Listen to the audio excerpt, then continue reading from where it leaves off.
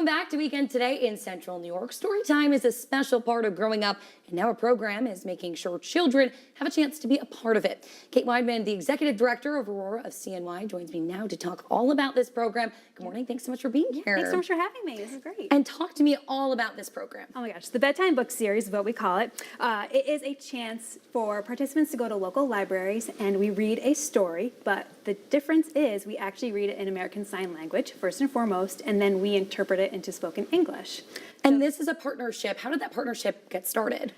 This partnership, so we actually partnered with the Literacy Coalition of Onondaga County, first and foremost, so they were funding this program. And so we are going to different libraries, we've approached them, and then there was just this partnership that naturally formed between us and the library system because we really want to spread this program all throughout Onondaga County. And why is it so important specifically to incorporate American Sign Language into this? So ASL, you may not know, it really does help build fine motor skills for young children. So if you're signing, and you're learning the alphabet, so you actually have to do like A, B, C, so it really helps you then cognitively put those two things together. So it's really important for literacy growing up.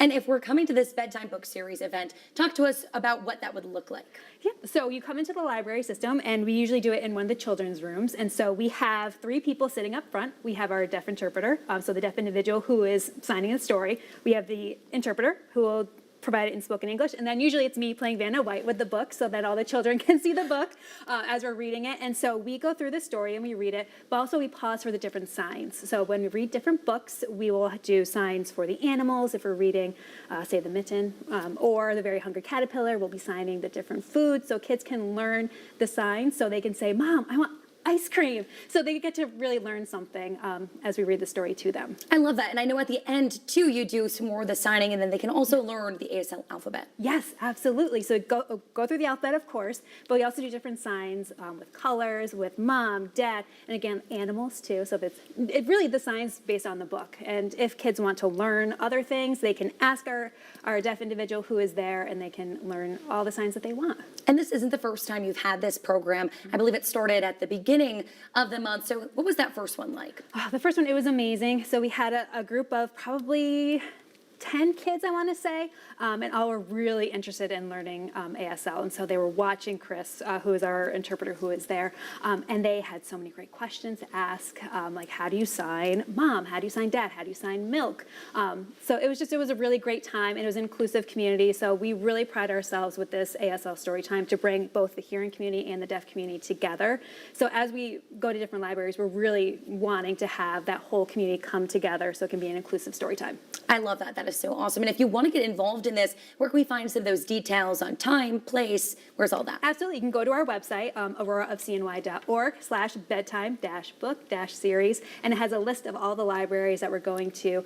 They are clumped in October and November, so kind of prime school time, but you can come to our story hours. They're roughly in the mornings, but we're actually trying to get into schools as well. So we have 1 or 2 schools that we're working with to really spread this into the school districts. Oh, that is awesome. Anything else you'd like to let us know before we let you go?